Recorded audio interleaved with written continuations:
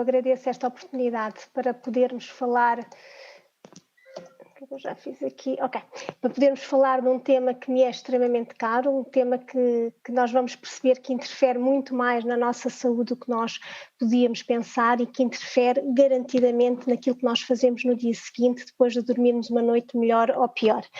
É importante nós percebermos efetivamente como é que é o nosso sono. E eu começo aqui por dar aqui um caso clínico, algo que me...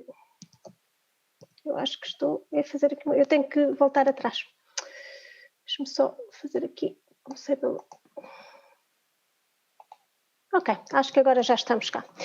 Eu vou começar aqui por uma observação, uma coisa que é importante, que quando nós não nos sentimos capazes, quando nós não estamos suficientemente bem na nossa capacidade de produção ao longo do dia, nós temos que perceber se acordamos com energia, temos que perceber como é que é realmente o nosso sono, se estamos a dormir o suficiente. E o que é que nós queremos dizer exatamente como estamos a dormir o suficiente, acordamos com energia, sentimos produtivo ao longo do dia? Eu dou aqui um exemplo do Miguel. O Miguel foi um rapaz que me procurou na consulta aqui há alguns anos, na altura ele tinha 23 anos, e o motivo, a grande razão pela qual ele veio à minha consulta prendia-se com a dificuldade em ser produtivo. Ele não conseguia ser produtivo, ele não conseguia estar atento nas aulas, ele não conseguia terminar o mestrado, ele estava em engenharia informática e ele não conseguia terminar o curso.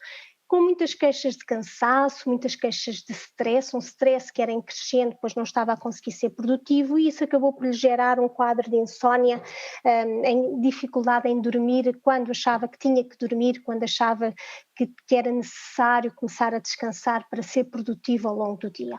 O que é certo é que nós podemos ver que, se olharmos para nós, se olharmos ao nosso lado, percebemos que invariavelmente o Miguel não está só. Temos vários exemplos, isto são exemplos da minha consulta que obviamente eu não vou partilhar aqui, mas se nós olharmos para cada um de nós, se nós olharmos para o nosso dia, a nossa noite e aquilo que nós fazemos depois de uma noite difícil, vamos perceber que podemos não estar nas melhores condições. E nós sabemos, isto são estudos, não são mitos, são factos, nós sabemos que quando nós não temos um sono insuficiente, vai haver claramente um impacto, seja na mortalidade de todas as causas, ou seja, um mau sono de forma continuada ao longo de muitos anos na nossa vida vai condicionar uma mortalidade precoce. Nós vamos morrer mais cedo. Os eventos cardiovasculares, estamos aqui a falar do infarto, dos AVCs, dos fenómenos trombóticos, da hipertensão. Nós sabemos também que há uma associação direta entre um sono insuficiente, um sono que não é adequado e toda esta questão mais cardiovascular. Associação de doenças crónicas, e aqui podemos enverdar pela obesidade, pelo colesterol. Sabemos que diminui a imunidade, e a imunidade nos tempos que correm, nos tempos em que nós estamos a viver, é algo que é francamente importante, porque nós precisamos de um adequado sistema imune para respondermos todas as infecções que nos possam bater à porta, e principalmente é esta que nós estamos atualmente a viver, que é este Covid-19, que realmente exige que nós tenhamos uma capacidade adequada do nosso sistema imunológico. E depois diminui a capacidade de aprendizagem, a capacidade que nós podemos ter em realizar, em fazer recall, em fazer o relembrar daquilo que nós aprendemos no dia anterior, influenciando obviamente a nossa produtividade, e é um grande responsável por inúmeros acidentes, o que vamos falar um pouco mais à frente. Posto isto, eu acho que é importante refletirmos um bocadinho sobre o sono. E a reflexão sobre o sono começa com algo que eu vos desafio a todos a pensar. Eu desafio-vos, não será algo que nós podemos debater aqui e detalhadamente, mas eu desafio cada um de vós a tentar definir o que é sono. Como é que diziam, como é que definiam, como é que descreviam o que é o sono, se vos fosse perguntado o que é o sono? O sono é muito difícil de definir, porque o sono é um contínuo biológico fisiológico dos nossos processos das celulares, orgânicos, das estruturas, das funções, dos órgãos, etc. É um contínuo de estado de vigília e depois entramos em estado de sono quando temos ausência de luz. Tentem fazer este desafio, tentem definir o sono. Mas quando nós olhamos para o sono, nós temos que pensar em 3 características do sono. Nós não podemos dizer, ok, eu durmo 5, 6, 10 horas por dia e o meu sono é bom. Não, nós temos que pensar no sono com as 3 características do sono para cada um de nós, porque nós somos todos diferentes e o nosso sono poderá ser diferente do sono do nosso vizinho do lado. Nós temos que olhar para o sono na quantidade, ou seja, o número de horas que eu preciso dormir para estar bem, na qualidade, será que durante essas horas que eu estou a dormir a qualidade do meu sono é adequada? E depois algo que é extremamente importante e que nós raramente falamos nisso e que raramente está em cima da mesa é a hora certa do dia para nós dormirmos para cada um de nós, porque mais uma vez é algo que é muito individual e é algo que varia de pessoa para pessoa. E quando nós estamos a falar aqui de quantidade, nós temos que perceber que o número de horas que cada um de nós precisa de dormir não só varia individualmente. Nós podemos ter adultos, e vamos falar apenas de adultos aqui, que precisam de dormir 5 horas e temos outros adultos que não ficam bem se não dormirem 10 horas por dia. Mas temos que ter consciência que ao longo da idade, com determinadas faixas etárias, a quantidade do sono também vai variar. Nós não podemos pensar que uma criança de 5 anos fique bem a dormir 8 horas por dia, quando a criança com 5 anos precisa, em média, de dormir entre 11 a 13 horas. Isto é importante termos esta noção de que o sono, na sua quantidade, varia individualmente, mas também vai variando com a faixa etária. O que eu vos posso dizer é que, grosso modo, nós passamos cerca de 1/3 das nossas vidas a dormir. E se nós passamos 1/3 das nossas vidas a dormir, por necessidade biológica, devemos questionar qual a verdadeira importância que o sono tem para nós, para a nossa saúde, para a nossa vida, para o nosso dia-a-dia. Falando agora na outra característica do sono, a qualidade é quando nós até dormimos um número de horas adequado, mas por questões de fragmentação do sono, por questões em que o nosso sono não tem a profundidade, não tem a continuidade adequada, vai ser um sono de menor qualidade. O mais frequente é nós encontrarmos uma apneia de sono, podemos encontrar pernas inquietas, podemos condicionar uma menor qualidade quando temos hábitos de sono que podem ser de alguma forma comprometidos. Passamos depois à terceira característica do sono e aqui estamos a falar do ritmo circadiano, ou seja, a hora certa para cada um de nós para ter o sono de melhor qualidade possível. E aqui vou introduzir apenas uma questão, é porquê que nós dormimos à noite? Porquê que o nosso ritmo circadiano se prende a que nós sejamos mais de dormir à noite e não mais de dormir durante o dia. Isto tem a ver com o nosso impulso de melatonina, portanto é esta linha vermelha que eu tenho aqui, e depois um crescente de cansaço das células, que é esta linha que eu tenho aqui, azul, este sombreado azul, que me diz que à medida que o dia vai avançando, o meu cansaço solar, a acumulação de substâncias que precisam de ser depuradas durante o sono vai sendo cada vez maior e quando chega à interseção entre a subida da síntese da melatonina e o cansaço celular, vamos dar aqui a entrada ao início do adormecer, o início do sono. E isso prende-se claramente com o estímulo que nós temos para a síntese da melatonina que vem do comprimento de onda que nós recebemos. E aqui só um à parte, isto porque estamos a falar de algo muito, muito sensível em termos laborais, é quando nós estamos excessivamente expostos à radiação azul, seja pelos computadores, seja por todo o equipamento digital que nos leva a que a nossa radiação a nível da retina simule a radiação azul da luz solar, aquilo que vai acontecer é que nós vamos alterar, nós vamos comprometer o ritmo circadiano, vamos comprometer o início da síntese da melatonina e vamos alterar o ritmo circadiano que nós vamos ter. Podemos depois, obviamente, falar um pouco sobre isto. Isto é uma matéria muito aliciante, mas extremamente vasta, mas que é importante nós termos noção e consciência que nós podemos contribuir para o desequilíbrio no nosso ritmo circadiano. Uma coisa que é importante nós termos a noção é que o ritmo circadiano na nossa vida não se prende única e exclusivamente apenas ao ritmo circadiano do sono. Não se prende única e exclusivamente ao facto de nós adormecermos às 10 da noite ou à meia-noite ou às 2 da manhã.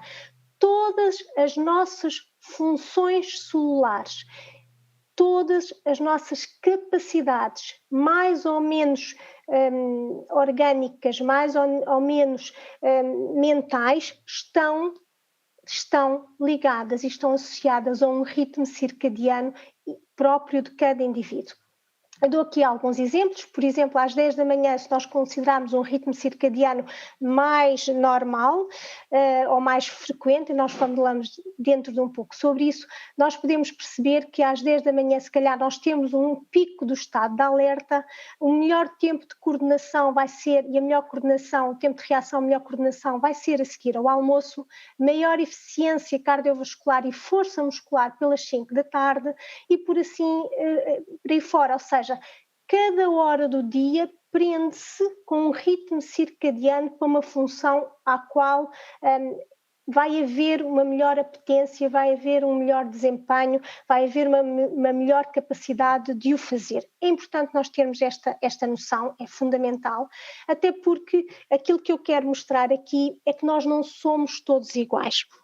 Eu dou aqui apenas o exemplo do sono. Portanto, quando nós adormecemos, e que é um ritmo, quando nós vemos esta curva a preto, esta habitualmente é a curva de cerca de 60% da população, portanto, 60% da população dorme por volta de 10, meia-noite, portanto 11, meia-noite, habitualmente adormece entre as 11 e a meia-noite e depois vai acordar naturalmente entre as 7 e as 8 da manhã. São consideradas aquelas pessoas que efetivamente correspondem a uma fase normal e são o grosso da população, 60% da população. Mas nós não podemos nos esquecer que temos 15% da população, e isto é geneticamente determinado, tem expressão cromossómica, ou seja, nós nascemos com esta diferenciação, com esta diferença no nosso ritmo circadiano. 15% da população, e não são tão poucos quanto isso, têm um ritmo mais madrugador. São aquelas pessoas que pelas 9h30, 10 da noite vão ter um aumento da síntese de melatonina e obviamente que são pessoas que às 10 da noite naturalmente estão a dormir, ou às vezes um pouco mais cedo. O que é que vai acontecer? É que são pessoas que, muito provavelmente, às 5 da manhã já podem conseguir estar a produzir e conseguem estar alerta sem qualquer risco, sem qualquer capacidade de falhar ou de errar. Paralelamente, e isto mais uma vez eu reforço, é uma determinação genética, nós nascemos assim, nós temos cerca de 15% da população, em que nós vemos esta linha azul, em que são indivíduos que naturalmente antes das 2, 3, 4 da manhã não vão ter vontade de dormir, não vão ter tendência para dormir. Porquê? Porque nestes indivíduos, para a mesma incidência luminosa, o início da síntese de melatonina é extremamente mais tardio. Portanto, vai avançar, vai fazer um shift, vai haver um atrasar no início do sono, porque cromossomicamente vai haver também um delay no início da síntese da melatonina. Isto faz com que sejam naturalmente notívagos, são aquelas pessoas que trabalham pela noite fora, são aquelas pessoas que rendem mais, produzem mais a trabalhar pela noite fora. Mas não convidem essas pessoas para se levantarem às 7 da manhã e fazerem uma caminhada, ou fazerem um teste, ou fazerem alguma atividade que exija maior atenção, porque obviamente vão estar extremamente cansados, vão estar com o cérebro ainda numa fase de sono. E o impacto, isto falando agora grosso modo no sono, nós temos muito pouco tempo a falar sobre o sono é um mundo enorme, nós pensamos no sono nestas 3 características: quantidade, qualidade e hora certa do dia para cada um de nós. O impacto de nós não dormirmos bem vai haver claramente ou um estado de cansaço, uma fadiga, um arrastar, uma capacidade de não estar bem, de está com dor, não está bem, há um sono, habitualmente a hipersonolência é mais frequente no género masculino, a fadiga é mais frequente no género feminino, tem a ver com uma questão hormonal, mas eu não posso dizer que seja exclusiva do sexo feminino ou do sexo masculino, não é, é preferencialmente, a sonolência encontra-se preferencialmente no homem, a fadiga preferencialmente na mulher, mas não é estanque. E vamos ter várias causas disso. A privação crónica de sono é das mais frequentes a nível da sociedade H24, o trabalho por turnos, o jet lag social e os jovens, este aqui é algo que é extremamente importante, porque há um shift natural na adolescência que depois se prolonga pela idade jovem e que é aumentado pela exposição aos ecrãs, lá está aquela luz de comprimento de onda azul. E depois, obviamente, vai haver questões mais específicas do sono, como a apneia, as pernas inquietas, questões médicas como a dor, a insónia, a depressão, tudo isto vai condicionar alterações do sono e processos, inclusive processos inflamatórios sistémicos que vão determinar toda esta questão de uma sonolência, uma fadiga que nós podemos apresentar no dia seguinte. E aquilo que nós vamos ver, consequências do sono insuficiente, são inúmeras. Desde uma hipertensão, comportamento do ritmo cardíaco, aumento da sensibilidade à dor, são pessoas que têm muita dor muscular, dor nas costas, dor nas mãos, não estão bem, não se sentem bem, diminuição da produção de anticorpos, estamos a falar da imunidade, está claramente relacionado com o sono, é durante o sono que nós produzimos os nossos anticorpos. A hipoxémia, baixa de oxigênio, o nosso cérebro não gosta disto, resistência periférica à insulina acaba por ser um estado de pré-diabetes muito frequente, alterações da atividade simpática, ou seja, nós vamos estar sempre muito mais em stress. O nosso sistema nervoso autonómico simpático vai estar sempre ativo, vai sempre estar em stress, nós vamos estar muito mais irritados. E isto vai-se ver, obviamente, em termos de comportamento e de humor, não só a hipersonolência, ou seja, nós estamos sonolentos, cansados e até podemos adormecer durante o dia, a conduzir, a seguir ao almoço, a falar, fadiga, e depois temos alterações na coordenação, acidentes, nós já vamos falar um pouco sobre isto, menor produtividade, menor qualidade de vida, obviamente, problemas de memória, problemas de aprendizagem. Vamos refletir, cada um de nós, se depois de uma noite em que fez direta ou uma série de noites mal dormidas, como é que é o nosso estar na nossa capacidade de produção no dia seguinte. E obviamente depois isto leva-nos a tentar colmatar todas estas questões com procura de estimulantes, seja lícitos, seja ilícitos, estamos a falar dos cafés, estamos a falar da cocaína, isto tudo eu encontro de tudo. Interação com o álcool, perturbações do humor. Eu costumo dizer que se eu durmo mal não tenho paciência para mim, quanto mais para os outros. Capacidade de tolerância claramente comprometida. Vamos ter menor capacidade de discernimento. E obviamente vêm aqui os comportamentos de risco e alguns diagnósticos que temos que fazer com a hiperatividade. Isto só para dar-vos um exemplo do impacto a nível planetário que o sono quando não é contemplado no nosso dia-a-dia, na nossa sociedade, nas nossas empresas, o impacto que tem. Eu já não estou a falar de um acidente de viação quando nós vamos a conduzir à noite e adormecemos ao volante e temos um acidente com capotamento, seja o que for. Eu estou a falar de, por exemplo, Chernobyl. Chernobyl foi um acidente que ocorreu durante a noite. E está relatado que Chernobyl, em 89, a causa foi fadiga, a causa foi privação crónica de sono. Estou a falar aqui em 2003 do Space Shuttle, da explosão da nave espacial que quando deslocou, explodiu. Estou a falar, em 2009, do acidente do petroleiro na Galiza, por exemplo, em que derramou, aconteceu também durante a noite, e derramou bilhões de galões de petróleo, o Prestige. Estou a falar, muito mais recentemente, em 2011, de Fukushima. Qualquer um destes acidentes, qualquer uma destas catástrofes, não só para as populações locais, mas em termos planetários, qualquer uma destas catástrofes, e é só para dar exemplo de algumas, são consequências de ritmos circadianos e de sono que não foram contemplados. Temos um problema, há solução e há obviamente capacidade de resposta se nós todos tivermos em atenção e se nós começarmos a colaborar entre todos.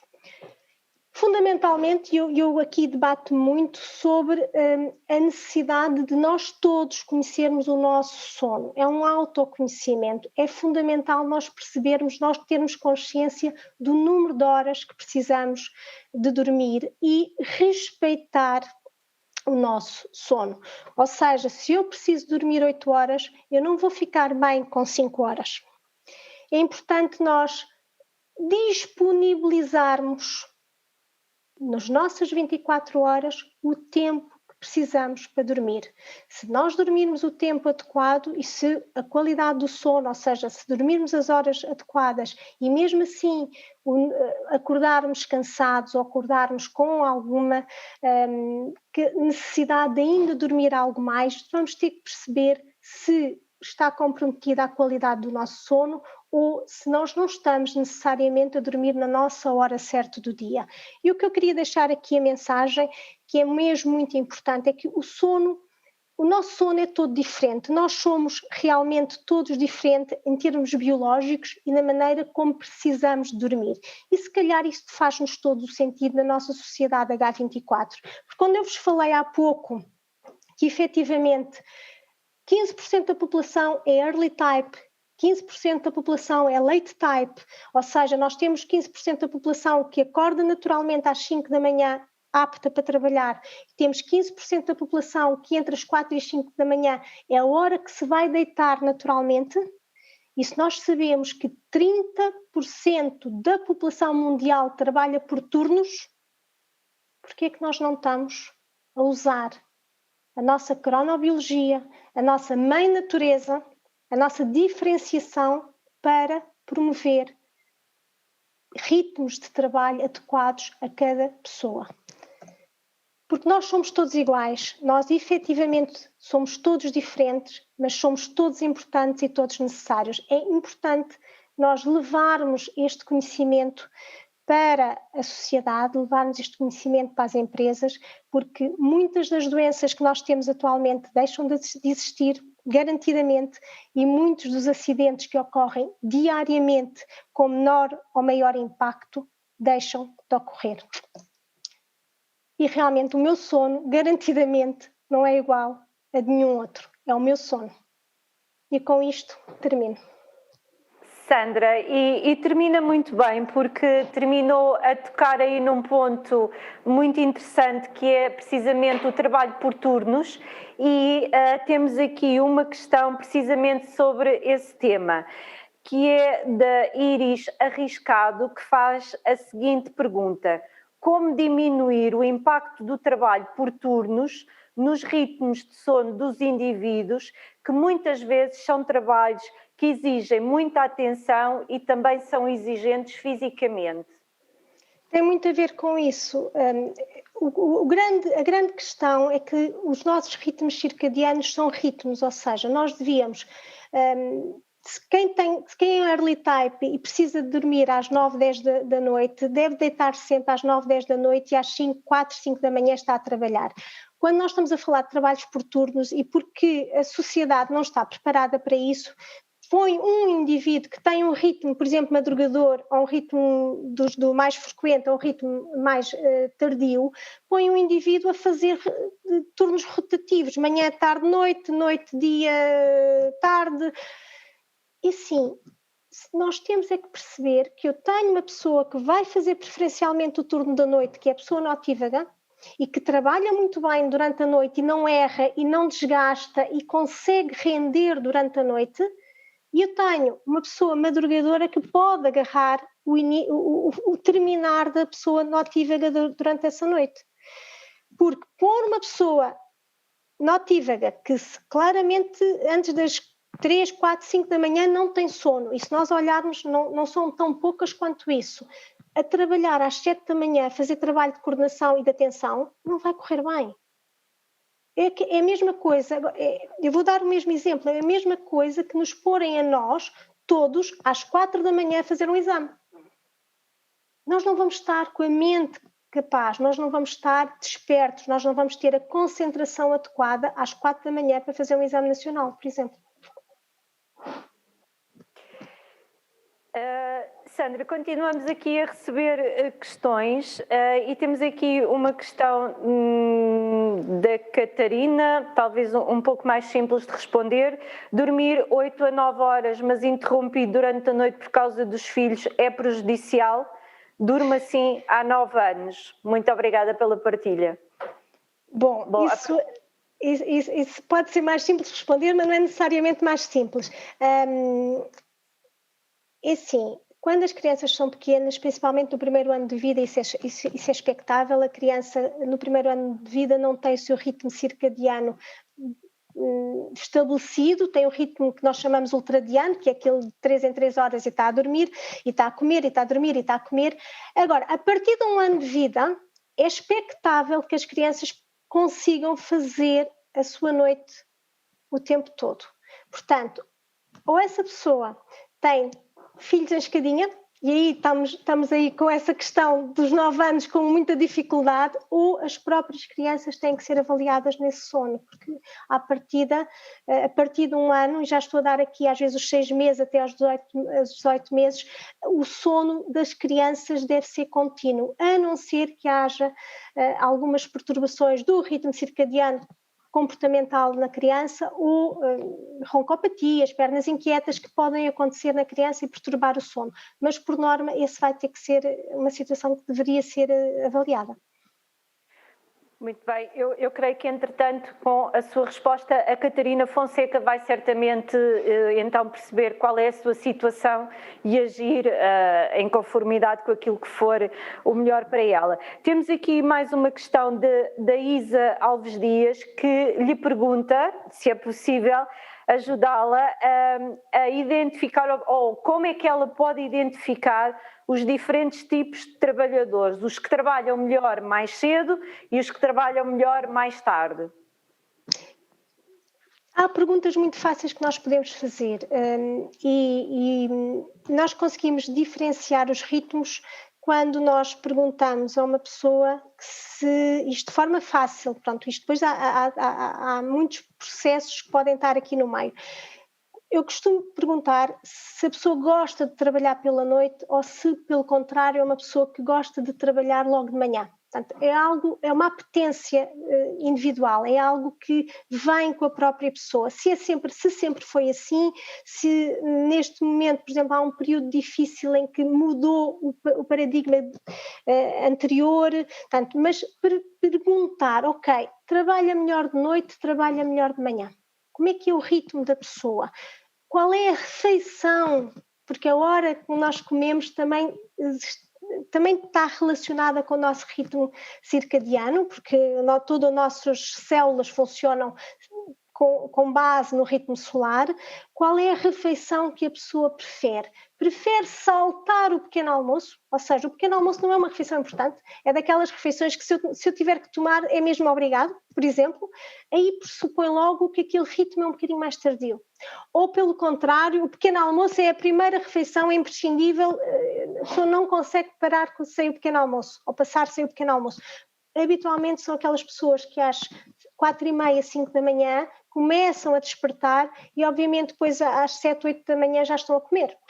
É normal. Aquela pessoa que mesmo deitando-se, por exemplo, às 3 da manhã, vai acordar às 7 da manhã porque tem questões laborais para fazer.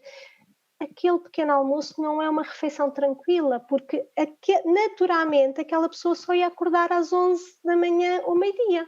Portanto, aquela refeição da manhã saltaria naturalmente, não é? Portanto, e a primeira refeição será, obviamente, o almoço e depois o jantar.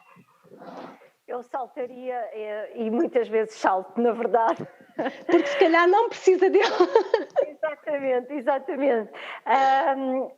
Sandra, nós estamos aqui a ser, enfim, estão a chover questões. Eu vou fazer só mais 2 ou 3. A primeira da Célia Filipe, que diz, por favor, pode explicar um pouco melhor as pernas inquietas. As pernas inquietas é uma perturbação autossómica dominante, ou seja, passa de pais para filhos, e é algo que e é uma doença das 24 horas, não é uma doença do sono, é uma doença, é uma perturbação das 24 horas. Nós temos durante o dia, temos durante o sono.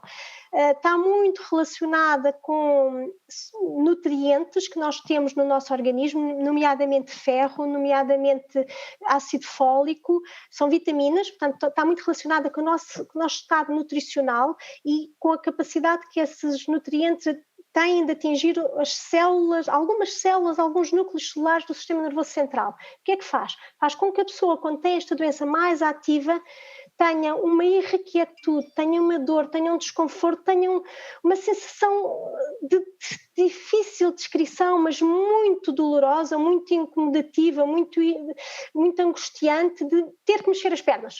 E ter que mexer as pernas, aqueles tiques, aquelas pessoas que às vezes nós estamos a ver as pernas sempre a mexer. Isso pressupõe, obviamente, haver aqui um quadro de pernas inquietas. Depois, obviamente, terá que ser confirmado, terá que ser avaliado e controla-se facilmente. Sandra, só mais 2 questões mesmo para terminarmos. A primeira é de alguém que não tem o nome, que diz que é mais produtivo ao final do dia, não consegue deitar-se antes da 1, 2 da manhã, mas o horário de trabalho é das 9 às 18. Por vezes tem que estender o seu horário de trabalho para conseguir produzir o que precisa naquele dia. Como pode ela habituar o seu cérebro aos seus horários de trabalho / descanso? E temos 2 coisas. Primeiro, isso é possível, não é o desejado. O desejado é que o ritmo ou que o horário de trabalho seja ajustado ao ritmo circadiano da pessoa. Isso é o desejado, porque é o que é mais natural, é aquilo que naturalmente vai fluir bem, vai acontecer bem. Se isso for de todo impossível, então nós conseguimos artificialmente alterar o ritmo circadiano da pessoa. Há estratégias de usar óculos escuros durante a tarde toda para simular a noite de forma ao nosso cérebro achar que começa a ter noite. Estratégias de às 5 da manhã começar a ter luz para estimular a nossa retina com as nossas células sensíveis a dizer ok, começa a haver dia. Isso são fenómenos que nós conseguimos, são estratégias que nós conseguimos usar, mais melatonina, menos melatonina, não é a mais adequada. Se me perguntarem o que é o melhor, eu acho que nós devemos respeitar o nosso ritmo circadiano e tentar encontrar atividades laborais, e as próprias empresas deviam conhecer o ritmo circadiano e os ritmos de trabalho de cada uma dessas, cada pessoa que trabalha lá, porque vai conseguir tirar muito mais proveito, muito mais rendimento, sem erros. sem problemas de execução. Sandra, nós estamos aqui a receber várias questões que já não vamos ter tempo de as colocar e também vários comentários. Se for possível, a Sandra juntar-se a nós durante mais algum tempo na aplicação para poder dar resposta a estas questões, muito agradecíamos, porque de facto estão aqui a surgir várias. Eu vou só colocar mais uma porque de facto até vai linkar com o tema que vamos abordar a seguir, mas não temos tempo para dar resposta a todas. A última pergunta, Sandra, quais as suas sugestões para travar insónias que estão associadas à ansiedade que o trabalho provoca? Isso dava-nos um tema só do dia inteiro. A ansiedade e o sono e a ansiedade estão de mãos dadas. Portanto, o nosso processo autonómico que gera ansiedade, gera insónia, gera dificuldade em dormir. Identificar porque é que há ansiedade ou o que é que leva à ansiedade, eu acho que nós temos que pôr os pontos nos is, identificar os problemas preto no branco, porque cada um de nós é diferente e eu cada vez mais estou convicta disso, nós somos todos diferentes e a ansiedade para uma pessoa ou algo que gera ansiedade para uma pessoa não é garantidamente algo que gera ansiedade para outra pessoa. Nós reagimos e interpretamos e assumimos para nós situações que são diferentes, com consequências diferentes, projetamos de forma diferente. Com base nisto, o grande desafio da ansiedade e das perturbações associadas à ansiedade e à insónia prende-se com o controlar dos impulsos, controlar o nosso sistema nervoso autonómico simpático, aquela zona do nosso sistema nervoso autonómico que está preparada para o ataque, para reagirmos, para fugirmos do leão, literalmente, que essa é a função do sistema nervoso simpático. Quando nós começamos a contornar, nós vamos conseguir perceber que vamos reduzir os nossos níveis de ansiedade, formas de contornar. Eu sou fã da meditação, sou fã da acupuntura, sou fã de todas as estratégias que nos ajudam a autoconhecer-nos, nos ajudam a perceber como é que nós lidamos com determinado assunto. Sabemos agora, isto são coisas muito recentes, 2019, 2020, 2018, 19, 20, que há 7 genes ativos que levam à insónia, que levam à ansiedade. E esses genes são ativados na infância, por questões de percepção da criança perante determinados eventos na família, fora da família, whatever, mas que levam a que a criança fique predisposta para a ansiedade. E muitas vezes no trabalho vai relembrar esses traumas percepcionados pela criança e que vão gerar todo esse conflito interior e ansiedade. É muito importante e é fundamental a pessoa interiorizar isso e autoconhecer-se e começar a